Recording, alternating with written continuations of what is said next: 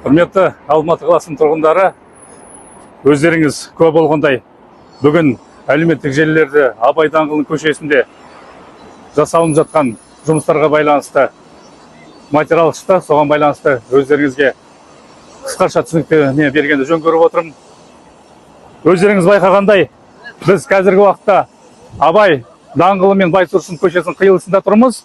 Өздеріңіз көріп отқандай, осындай мынау Абай даңғылының жаяу жүргіншілерге арналған жол бойында кейбір жерлерінде мынандай біздің брусчаткаларымыздың үгітіліп қалған немесе орнынан жылжып кеткен жағдайлар бар. Соған байланысты демеушілер есебінен қалпына келтіру жұмыстарын жүргізіп жатырмыз.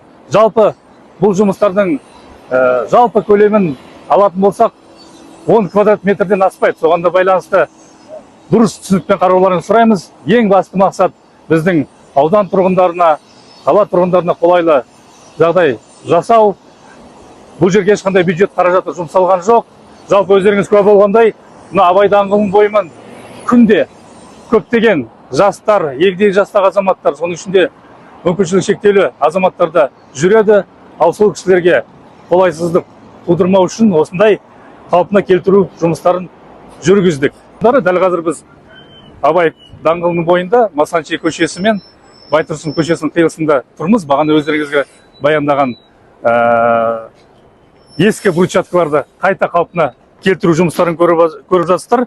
Мына брусчаткалар 2017 жылы салынған болатын. Осы брусчаткаларды ауыстырмай қалпына келтіру жұмыстарын жүргізіп жатырмыз.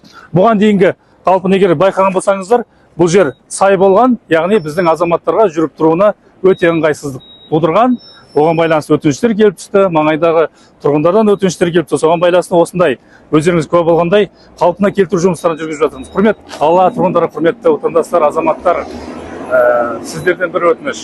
Кез келген, әсіресе мына әлеуметтік жүйеге материал шыққан кезде мән-жайдың байыбына барып, толыққанды анықтап барып салса, мақсатқа лайық болады деп ойлаймын. Себебі әрбір шыққан материалдан ел арасында әртүрлі пікір қалыптасып жатыр. Соған да байланысты өздеріңіз куә болып, осындай жұмыстарға байланысты оң пікір білдірсеңіздер дұрыс болады деп ойлаймыз.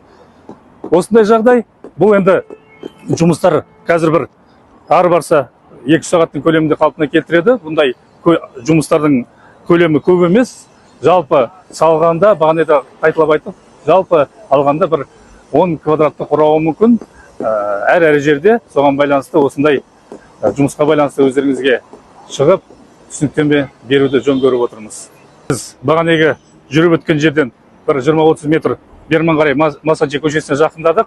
Өздеріңіз көп отқан, бағана сіздерге айтып, жалпақ тілмен түсіндіріп отқан жағдайлар осындай жағдайлар. Мына жерде өздеріңіз көріп тұрсыздар, брусчатканың енді ескіруіне байланысты, тозуына байланысты брусчатка жоқ. Осы жермен келе жатқан әсіресе егде жастағы азаматтарға, балаларға өте қолайсыз. Былай келген кезде, адамдарға былай айтқан кезде травма басына деген сияқты осындай мәселелер ескере отырып, нақты қалпына келтіру жұмыстары жүргізіліп жатқандығын назарларыңызға жеткізгіміз келеді. Сондықтан тағы да қайталап айтамыз, аталған жұмыстарға ешқандай бюджет қаражат жұмсалған жоқ. Тек демеушілер есебінен қалпына келтіру жұмыстары жүргізіліп жатыр. Жұмыс бүгін өздеріңіз айтқандай бірер сағаттан кейін өз мәресіне жететін болады, яғни жұмыстарды аяқтаймыз. Құрметті тұрғындар, әлеуметтік жүйеде жарияланған мекенжай участок осы жер. Өздеріңіз көргендей ары барса 1-1,5 квадраттың маңайы қазіргі уақытта қалпына келтірілді. Енді әрмен қарай құмын төселсе, сонымен мынау өздеріңіз көріп отырған участок елдерге жүріп тұруға қауіпсіз болады.